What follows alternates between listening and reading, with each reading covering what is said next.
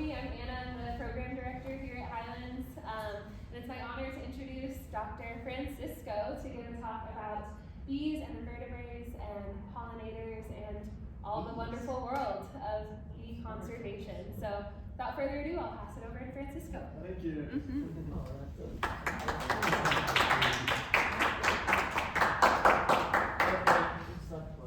Thank you all for coming. So before my name is Francisco and I work for Butterfly Pavilion. So I am an entomologist there. We work with all kinds of cool insects and no backbone animals. So all the way from butterflies to spiders to bees to centipedes, etc. Well, today's talk will be talking mainly about pollination and the relationship of plants with animals. We'll be focusing mostly on invertebrates, but I do have some surprises of big animals there. So, because we're like a small group, feel free to raise your hand if you have questions throughout the presentation, and we can go through that. Yes. Butterfly, you shouldn't have done that. The Butterfly Pavilion, is that in Denver or where is that? Yeah, we're in Westminster. Oh, So in we're Westminster? Yeah, just Okay. 15 minutes away. Very good, thank you. Don't worry. Great, so that's me. I come from Mexico City, but I've been lucky enough to travel around the world. My career has allowed me to see many things that are pretty cool out there. I work a lot in the tropics, so we work all the way from Africa to South America to Asia. I did my PhD in Australia, and that's me holding a big box of bees. Those bees are stingless, so that's why I'm not wearing any protective gear, because the bees will not sting you. They are really nice and friendly, and we used to use them a lot for schools and kids, so they could have this approach with pollination. That's me with bees. These are honeybees. And the honeybees also, if you treat them nice and in a good way, they will be pretty chill and nice. And you can see that I'm not wearing any specific gear because the bees are nice. So that's some of the adventures I've had. That's pretty cool. That was in Ecuador. That's a tree. That's like a giant ceiba, we call them. And you can see my size is pretty tiny compared to the giant trunk of the tree. What animal is that? Yes. Last but not least, this is not an invertebrate. It's a vertebrate. That's me with a tapir. Tapirs, tapir. Oh, Yeah. okay. And tapirs are related to horses and to zebras and rhinos. So they are found in Asia, but also they are found in South America. And they're pretty cool and big, and they have a big snout, like a trunk like the elephants do. Nice and friendly too. What country are you in there? That's in Ecuador. Oh, that's in Ecuador. Yeah. Great. So, do you like these products? So, do you like fruits, mangoes, pineapples, nuts, coffee? So, I guess a lot of us relate to these products when we go to the supermarket and we find fruits. A lot of people don't know that fruits are the product of pollination. So, thanks to animals, mostly, we have these products in the supermarket. So, what I do at the Butterfly Pavilion is to really show the story of what we eat on a daily basis. So we are related to these animals way more than we think we are. These animals are the foundation, and thanks to this relationship called pollination, we have most of the fruits we find out there. We'll explain how we get them and the story of that, but just have in mind that next time you're sipping on your coffee, most probably there was a bee that was behind that coffee that did the hard job to get that product.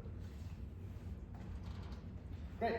So on today's lesson, we're gonna be talking a little bit about flowers, then we're talking about what is pollination, the importance of pollination, and then we'll talk about some types of pollination that I really like. So we'll talk about rewards, how the plants are paying the pollinators, deception, how the plants are tricking the pollinators, traps, how the plants are trapping the pollinators, and funky types of pollination, so funky flowers that are doing really weird things, and then we'll just finish with some concluding remarks. So flowers. Flowers come in all kinds of colors and sizes and varieties. So you can see here, like if you're a pollinator, a little bee, you have a lot of things up there. So it's like a buffet of food. So you have things that are blue, things that are big, things that are very small, things that are yellow, things that come in all these kinds of shapes and sizes. So it's like us entering a nice buffet of different types of food. We will select, right? We will select what we like. So the pollinators are doing the same. They're not just visiting any flower, they're selecting certain things that they really like. So this is what happens. So you have all these cool flowers.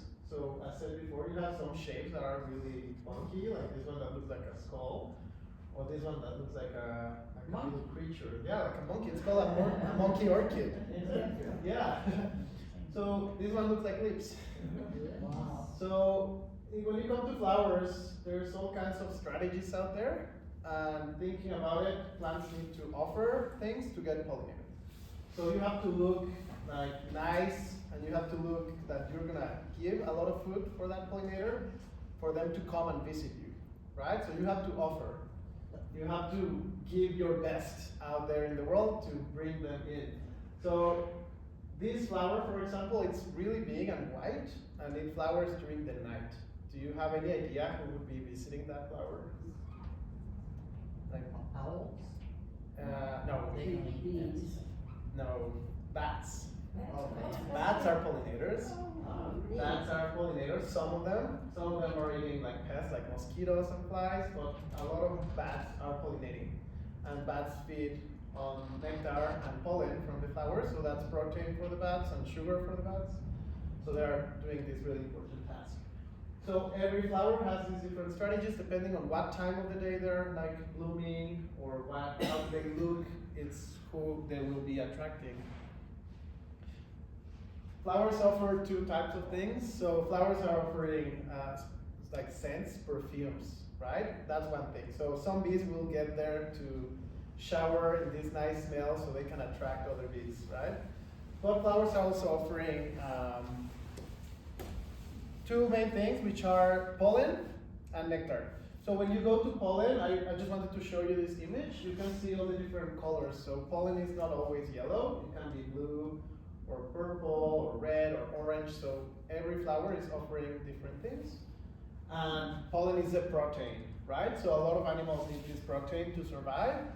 And they will go into this nice buffet and select the color they like the most or the type of pollen they like the most. Now, to understand pollination, we need to understand a little bit of flower anatomy. So, in the flowers, we have different parts, right? So, if you look at a normal flower, they will have something called a stigma. They will have the anthers, petals, and the sepals. So, the stigma is going to be a middle part of the flower, and it's going to be, if you zoom in, it's like this. So it's very sticky, and it's the middle part of the flower. Then you have the anthers, which are these parts, and that's where you find the pollen. And pollen is like this dust. If we touch flowers, sometimes we get dust in our hands. So once you join the pollen with the stigma, that's when you get a fruit. So pollination is moving that pollen into the stigma of another flower, and that's what basically makes a fruit. So this is shown here. So when you move that pollen from the stigma, and you move that pollen from the anther and you move it into the stigma, then that's the secret recipe to yielding fruits. So that's how you get pineapples, mangoes, apples, pears, watermelons. You guys can help me. There's like thousands of products we get there that are fruits and that are the product of pollination. So that's it, that's pollination, moving this pollen into another flower. Pollination can be done through many different ways. So it can be through the wind. So wind will move this pollen, but it's not very efficient because sending your pollen out there, you're just sending it into the air, and that doesn't mean that it will go into a flower. What's very efficient is having someone helping you, moving this pollen into another flower. So there's many types of this relationship with plants. So we have visitation, in which an animal will go into the flower, will take some food, and will leave. But you can see that the bee is not touching the pollen. She's not pollinating. So seeing an animal on a flower doesn't mean it's pollinating. Then we have things like the ladybugs. Ladybugs are carnivorous, so they eat aphids, but they do move a lot around flowers, so it means that they will get that pollen around their bodies. Finally, active pollination, that's what we have in most animals that are visiting flowers. So this bee, you can see it's getting covered in that pollen, and she's taking that nectar from the flower, and then she's gonna move into another flower and put that pollen into the flower and increase the production of the fruits. So, when you think of pollinators, think on the big 5 Ps. So the big five bees are the main animals that are pollinating flowers. So we're gonna have the bees, of course, the birds, butterflies, bats, like we said before, and beetles, right? But apart from that, there's many other animals out there that are pollinating, such as lizards, frogs, or flies. So when you think of pollination, you will think most probably on the honeybee. Yes, that's the most popular one, but it doesn't mean that she's the only one. So we have all these ones here playing that important role. Not all the times these animals have the best fame, so it's really important to talk about bats, for example, in the way that they're really important because they pollinate a lot of plants out there. So all these animals are extremely important as the honeybees. And then we have the forgotten ones. Do you know what this is? Is it a mosquito? No. But it's in the same group. Any ideas? It's a fly. And it's called a bee fly. Yeah, it's a fly. I know. It's called a bee fly. It is a bee fly, and they look fluffy. They're very fluffy. You can see all the hair. And you can see the big eyes that flies have, and they have 2 wings. So it's called a bee fly, and bee flies are really important pollinators. That's why we hear the forgotten ones, because not many people talk about flies when we think of pollination, right? We think of bees, birds, butterflies. But then bats, beetles, and flies, it's not that common to hear about them, but they are playing that important role out there. Great. Flies and honeybees. Great. Really quick, this is showing some of the crops that are out there and who is pollinating. So this is very small, so I'll translate for you. Basically, all the blue is pollinated by honeybees. So we're talking about things like pears, sunflowers, more pears, coffee. These crops are mainly bees. But then we go into these ones. This orange one is beetles, and we have the soursop. I don't know if you know what soursop looks like. It's a type of fruit, but it's pollinated by beetles. But mangoes, we know mangoes, right? Mangoes, basically the blue one, which is bees, it's tiny. So mangoes are going to be mainly pollinated by flies. So those little flies that we were seeing before, they're pollinating mango, most of them. And that's what's cool about this graph, that's showing you that not only honeybees pollinate everything, we have beetles and flies that are also pollinating a lot. Chocolate, who likes chocolate? Pollinated by flies. Tiny, tiny little black flies that are pollinating chocolate. So next time you have a bar of chocolate, be grateful for flies. Great. So now we go into some cool types of pollination. So I like to start with the easiest one, rewards. So what's this pollination? It's when the flower pays off the pollinator. So the flower is paying the pollinator with food. So it's an easy type. Like it's like I offer you food, and then you help me by moving my pollen into another flower. So this is the most common type of pollination. And this is gonna be some examples we see here. It's like butterflies pollinating red flowers, bees pollinating flowers that are normally colored yellow or blues or violets, and then we have things like hummingbirds that are pollinating also red flowers, right? So in all these cases, all these animals are getting food out of that, and they're helping the flowers pollinate. So then we have like bees, for example. There's a lot of bees out there. We have around 20,000 species. Wow. I know, it's really impressive.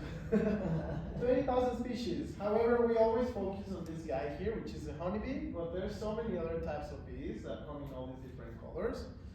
And most bees will be generalists, which means they will visit anything, but then you have some bees that are specialists, and means that they visit only certain things. This is pretty cool, and it shows you a supermarket. This is a normal supermarket, and what happens in a supermarket if bees just stop like existing. So if we didn't have any bees in the world, this is how our supermarkets would look like, which is pretty sad. There's basically no product, basically only oranges. So we like normal supermarkets, and this is things that bees are pollinating. So the list is endless when it comes to what they are supporting. Yes? Has that ever happened where you got a decline in the bee population in a certain region and all of a sudden you don't have as many Yeah, of Some course. types of fruits? Yeah, Can there's you some- cite any examples of that? Yeah, well, in China, there's a lot of pollution in some regions, Uh-huh. and there's not many insects that are supporting that, so they have to pay people to do that. Really? And there's some pictures of people with a little brush pollinating flowers. They have to pay a lot of money, and it's not very efficient. Because clearly insects can fly, people will not, so then you end up spending a lot of money not being efficient and not having as much produce as you would expect in a supermarket. So, I like to put this one because this is what we think of pollination all the time. But what is it missing? Where is everyone else? So when we think of pollinators, yes, talk about honeybees, but also let's talk about hummingbirds and bats and solitary bees, beetles, flies, etc. Those are types of bees. So this is bee diversity, and I really like this because you get green bees and blue bees, some stripy ones, some big yellow ones, some white bees. Like there's a lot of types of bees that I like to show. And in terms of size, these are all types of bees. That's a honeybee for scale, and you can see the biggest bee in the world, which is this huge guy over here from Indonesia, and the smallest bee in the world, which would even fit in your, like half of your pinky nail, which is like a tiny, tiny little thing. So for bee pollination, flowers are paying the bees in most cases. There's a type of pollination called bus pollination, which is for tomatoes and eggplants. So these plants need someone to really shake the flower and be really clumsy and messy. And honeybees are not the best ones because honeybees are very gentle when they're pollinating. They just land, do their work, and leave. That's not good. Honeybees are not pollinating this. They are not allowing the fruit to be produced. They need messy pollinators, and who are they? The bumblebees. So I guess we all know bumblebees. They are big, they are fussy, they're very clumsy, and they're very messy. And that's what the plants need. They need someone to really shake everything and be messy, so they release that pollen and allow for pollination. So these are the anthers, and you can see that the pollen is not out there that easily. The pollen is located inside of those, inside of these ones. These anthers, so you can see that you have to shake them in order to take that pollen away from those holes. And the ones to do it, it's bumblebees. So when you think of tomatoes, next time you buy tomatoes, eggplants, or peppers, most probably bumblebees did that work. There we go, so that's the superhero of pollination. Bumblebees. And these are some of the fruits bumblebees are pollinating. So as we said before, tomatoes, eggplants, blueberries, kiwi fruits, or peppers. Another cool example is apples. So when you go to the supermarket and see an apple, most probably it's not honeybees again. Most probably will be this little fuzzy hero. So this is called Osmia cornuta, or the mason bee. You can see the hair, it's very, very hairy, and it's because that allows her to get all that pollen all over the place and be able to pollinate apples. So most apple orchards have these little guys working really hard to get that pollination going on. So it relates again to how we see the flowers. Every flower has a different shape, and they will be adapted to their pollinator. So it's a very, very fragile relationship in which we have one flower that will be allowing this guy to enter, get that pollen, and move it around. What's the 50% versus 98%? In this one? Stigma contact, that note up there. What does that mean, 50% versus 98%? Yeah, thank you. So 50% was the honeybees. Oh. So they did a study just seeing who was most efficient. Ah. They saw that honeybees do visit, and honeybees will visit these flowers, but they are not pollinating. They are not putting that pollen in the stigma, so they are not allowing. While the osmia, the apple bee, as I call it, was touching at 98%, so she's way more efficient at pollinating. What I was saying before, the mango pollinators are these guys. These are all flies. These are types of hoverflies. And they look like bees. You can see their patterns. They are like black and yellow. And these are pretty cool bees. They are harmless to humans. They just like to visit flowers, get that nectar, and move around. And that's how we can get mangoes, because most of that pollination is done through the flies. I said before, chocolate. Next time you have a cocoa, hot cocoa, or chocolate, think of these guys. So these are like tiny, tiny flies. They look like mosquitoes. and they are the ones pollinating these little small flowers that allow the fruit to grow, and that's where cacao comes from. So these flowers are yielding from the trunk of the tree. These tiny flies are around these flowers and they're pollinating, and thanks to them we have these very important products. Bats. Not an invertebrate, not a bee, but still very important mention. Bats are pollinating big white or yellow flowers that just bloom at night. And things like tequila come from this. So tequila plants are the agave plants down in Mexico. They have these huge stems when they are flowering, and these flower during the night, and this is the guy who is behind, so bats will go and visit this. They have really long flowers, very tubular flowers, where the bats put their big head inside and take that pollen and nectar and take it to another flower. So next time you have a drink of tequila, you can acknowledge these guys. And then, when you think of pollinators, you think of these like little things, but then this is one of the biggest pollinators out there. This is kind of a lemur, so it's like a primate in Madagascar. And they visit these gigantic palms, and these palms have really big flowers. And they go into these nice big flowers. They use them like a little vase where they just put their head inside and drink that, and they are pollinating these really big plants. So pollinators, as I said before, can come in all shapes and sizes. Lizards. Who would think of a lizard pollinating? So we're talking about reptiles here, and you can see how happy this guy is. This little lizard is just sticking that head into the flower, and they are pollinating because they are taking that nectar. So the lizard is getting that food, she's going to another flower, and she's allowing that pollination to happen. Great. Now we go into the bad or the deception one. So I said before, flowers, most of them are paying, and it's like an easy transaction in which I pay, you do a service. But some flowers will not pay. They just want the service, but they're not paying any rewards to the pollinators. So this is pretty cool to see. The orchids are the masters of deceptive pollination. A lot of orchids don't give anything in return. They're just tricking. So in this case, very frustrated bee, we have a male bee. The orchid looks like a female, and it's also smelling like a female. So it's tricking that poor boy into thinking he's mating, but he's just going into the flower. But by doing that, the flower is getting that pollen in the bee, and the bee will pollinate another flower. But the flower didn't pay with nectar, didn't pay with pollen, didn't give anything except free service by tricking that bee. That's the same case here. So these are other orchids, and you see that's a wasp. These are little wasps, and they think, these little boys think this is a female wasp. They're trying to mate with a flower, so nothing will come out of there.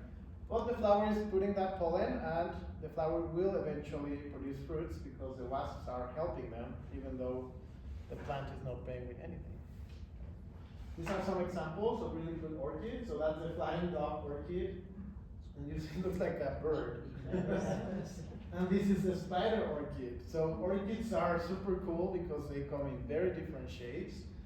And most of these shapes are to deceive pollinators. So a lot of species of orchids smell nice or give rewards, but some orchids give nothing, and they just get able to be pollinated through certain animals.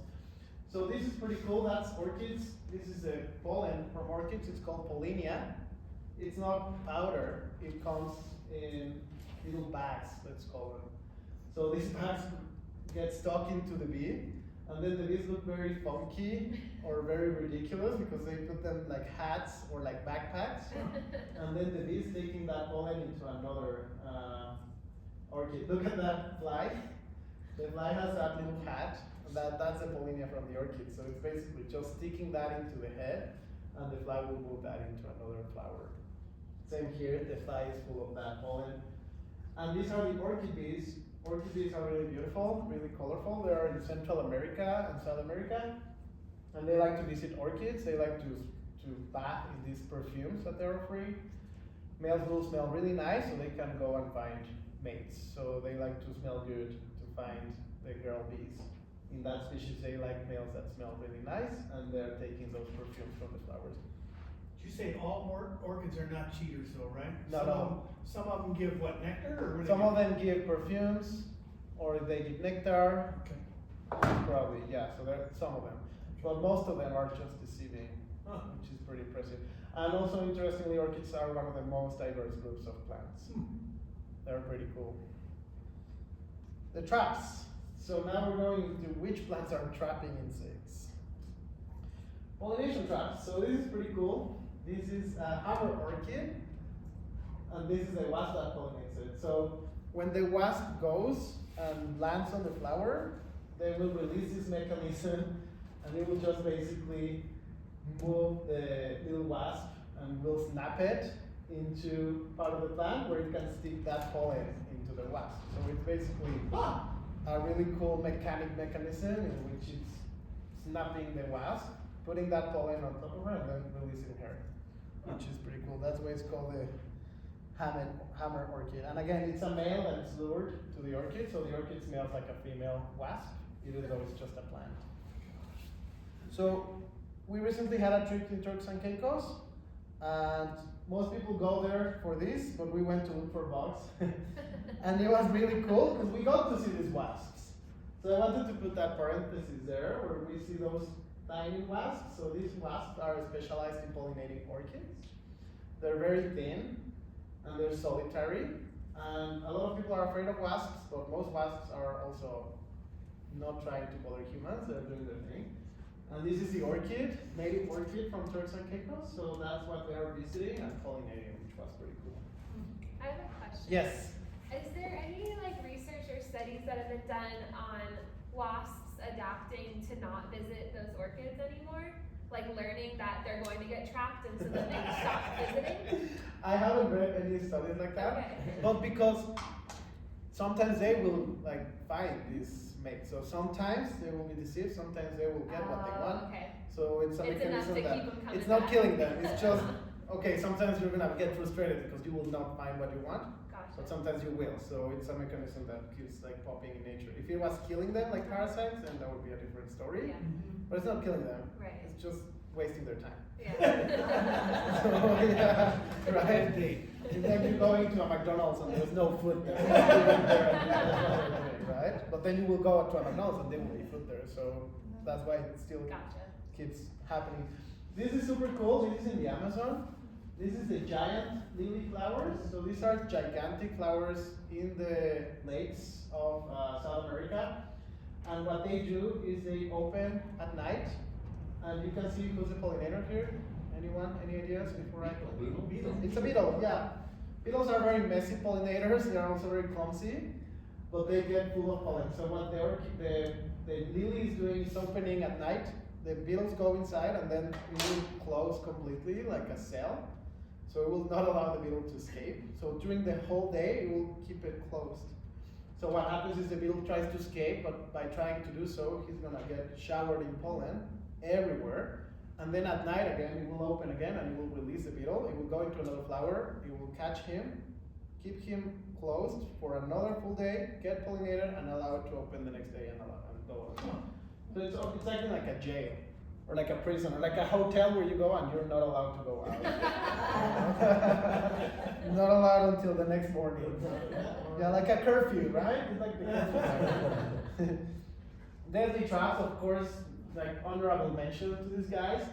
These are not flowers, these are leaves that have been like transformed, but they do offer that nectar that it's like nice, juicy, and like sugary, but it's the deadly trap. These are not just keeping them in a place and allowing them to be free, they are really killing them and eating them. So it's really impressive how plants, without an actual brain like animals do, can do these kind of things and deceive animals that do have a brain into being trapped and absorbing them and then just allowing them to grow. So plants have evolved this really cool mechanism. Is that a Venus flytrap? Sorry? That's a Venus flytrap, That's yeah. a Venus flytrap. Yeah. So now we go into the ugly or funky trade. So we have a rubbish bin there, like a trash bag. And it's because a lot of flowers will smell like trash or rotten meat, like really, really bad smells, because they want to attract flies.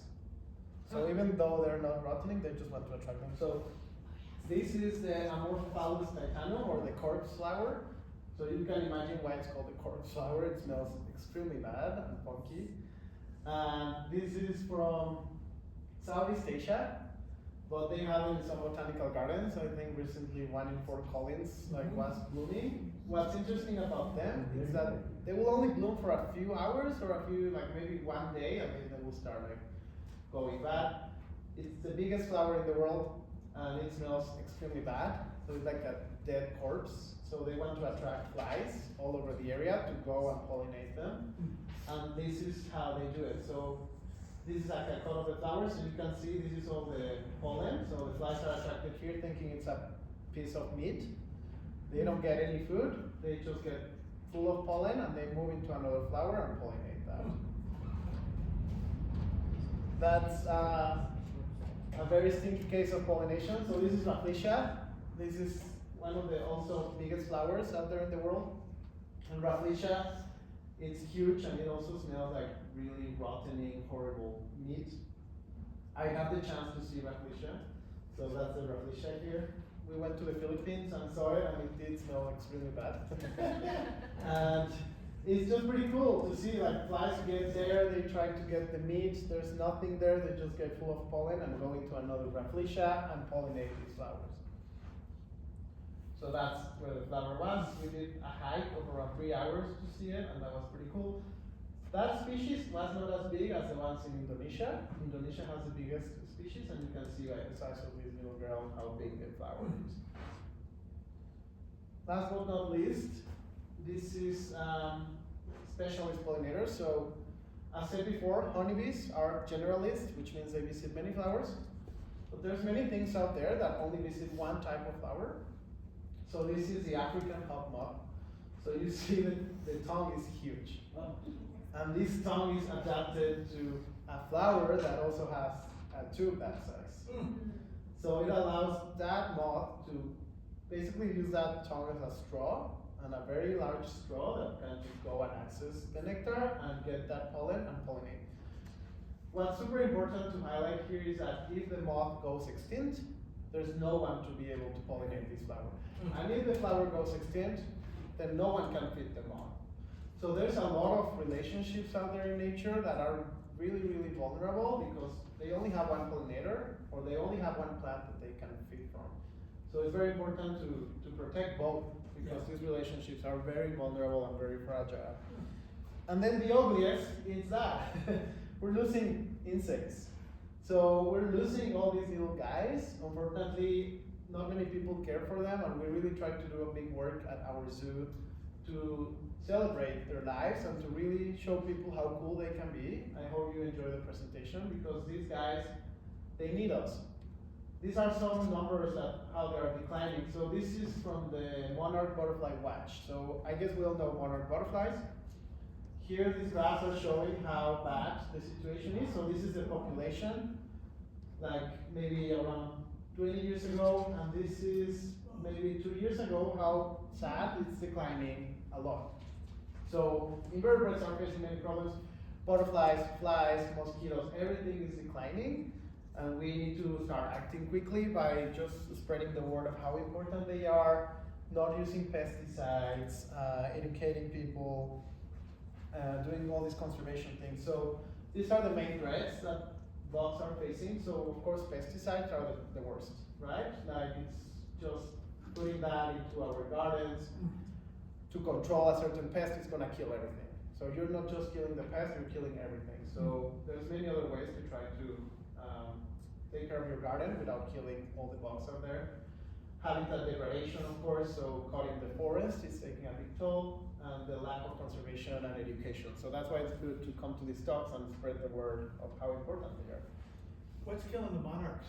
What's the main thing killing the monarchs? Pesticides. Is that right? Yeah, because monarchs migrate. So if Kansas, Nebraska is using pesticides, that's part of the way. They're taking this and bringing it around.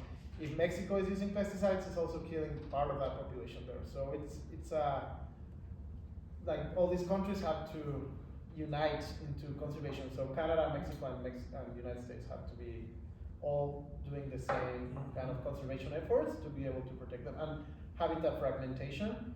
So the forest where they normally hibernate in Mexico is being decimated for wood, so they don't have a place to stay. So clearly that's also like taking them down.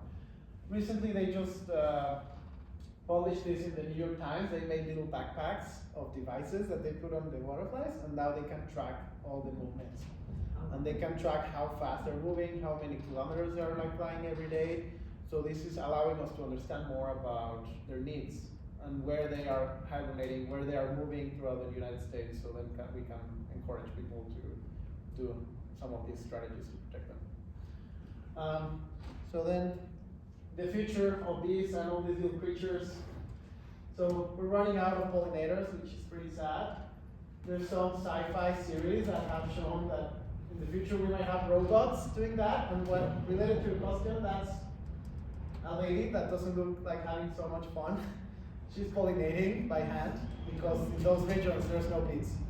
So then it ends up being humans that are taking this hard work, and it's a lot of hours under the sun that they have to work. So clearly bees are doing very important work, and we have to acknowledge that work, because otherwise we're going to end up with robots out there, and that's not going to be as fun as having the real things. Great, so thank you for your attention, and I'm here if you have any questions.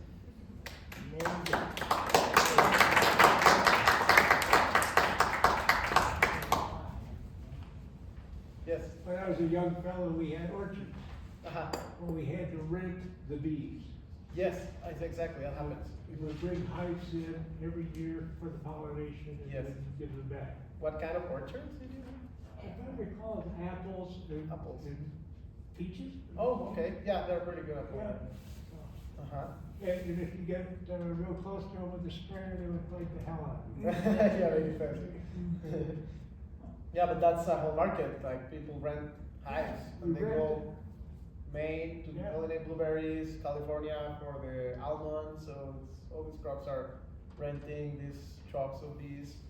And the problem with that is a lot of the times these are monocrops, so they only offer one single plant.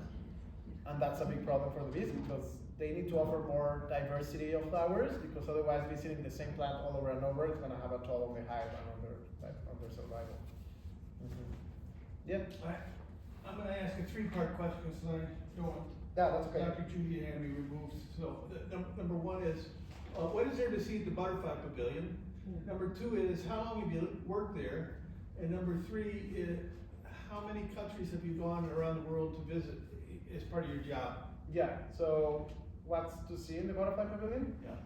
So we have many exhibits. The main one is the conservatorium, where we have the butterflies.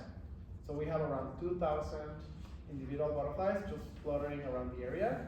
They come all the way from Ecuador to Kenya, to Indonesia, to Salvador. So we have all these farms from all over the world just exporting chrysalids.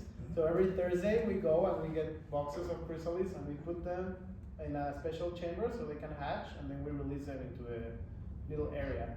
So it's a lot of work from the horticulture team. We have a lot of plants from the tropics. So they're full of flowers. It's like going into a piece of rainforest in Colorado. That's why I think it makes the place so special. And you're surrounded by colors. So you have the blue morphos, or the long wings that are purple or orange or red, and you have all these cool butterflies flying around. So it's a really nice experience to just be surrounded by these beautiful animals. And then we have the stories of why they are important in the pollination. We have a special exhibit now for Mexican invertebrates, where we're showcasing the monarch migration and just many other animals that we have in Mexico that are very special down there. And then we have aquatic section where you can see jellyfish and you can see anemones and the relationship with fish. And then we have the terrestrial section where we are showcasing a native bee exhibit in conjunction with the University of Colorado. So it's really nice just to learn about pollination and bees, and we have some really cool bee beetles that are in the area. Then the second part you asked about. How long have you worked there and Been where there? have you gone? I've been there for 3 years. 3 years, And then places I go, we work in Ecuador with stingless bees. So we work with indigenous communities, protecting bees and doing education at the schools.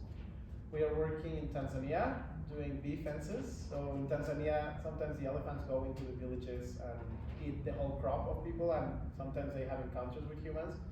And the elephants kill the people, or the people kill the elephants. So we are using bee fences to avoid this conflict. So elephants will learn to avoid bees. They don't like the bees because they sting them in the ears. So they're like, I don't like that. So they stop from going into the communities. We're protecting communities by putting a honeybee fence. And then the communities get to also access honey and products, so it increases livelihood of people there, and it just makes for a peaceful coexistence with these big mammals, which is super nice. We're opening a new one in Botswana. Botswana has around 130,000 elephants, so it's a country that has a lot of conflict with people and elephants, so putting these fences is also hopefully going to make a difference. We work in Indonesia with a butterfly farm. In Sumatra, we have many species that are from Indonesia that we export into Butterfly Pavilion that are pretty cool. And we have a farm there where we go and do husbandry of butterflies, or just understand more about the local ones. We work in Mongolia with certain butterflies that are declining, so we're working with the Academy of Sciences of Ulaanbaatar. And we go into really cool places in the mountains to just catch butterflies with a net and do like survey and just follow them and understanding more about them. And Mexico with the monarch migration. Yes. Who do you work for? Who's your boss? Oh, my boss is Rich Reading, so he's like Dr. Rich Reading, and he's really big in conservation of Colorado. Well, that's a company, so. Oh you're no. hired from. Oh, Butterfly Pavilion.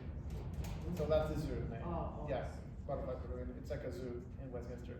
What's cool about Butterfly Pavilion is that it's a zoo only focused on invertebrates. So most zoos will display polar bears and panda bears and elephants and rhinos, and for us it's more about butterflies and the little things. We call them the tiny heroes. They are the foundation, right? So it's really cool that we are a zoo only focused on the little ones. Where'd you do your PhD? On stingless bees in Sydney. Oh, that's right, you said that already. Yeah. Well, Yeah. you've gotten around, that's for sure. Yeah, I like to travel. That's great. Yeah, it's really nice just to experience the world and meet people and get their experience. How many languages do you speak? Like 4. Oh, man. Yeah, and I'm learning Swahili now because in Tanzania that's the language, so that's a hard one. Yeah. Yes. I feel like you know a lot about plants as a result of your work with insects. I was curious, like, if you have any like formal education in like learning about plants and flowers, or if it's just come from your studies of the insects who use those plants and flowers. It's the second one. I've Yeah. learned through osmosis. Yeah. It's been absorbed. Uh-huh. I've never had a background. I mean, when I was doing my bachelor, I had botany and I really enjoyed it. And that's why I went to pollination, because I think it's really cool because you see the whole community and the Right. ecosystem through this relationship. Yeah. Have you written a book, or can you recommend a book that would go deeper into what you talked about today? All these? Yeah. No, but I want to write my own book, so I'll let you know when it comes out. I really want to write the book about the story of. Oh, that'd be fascinating. Yeah, I really need to sit down and start writing. But thank you so much for coming. Like, it really means a lot.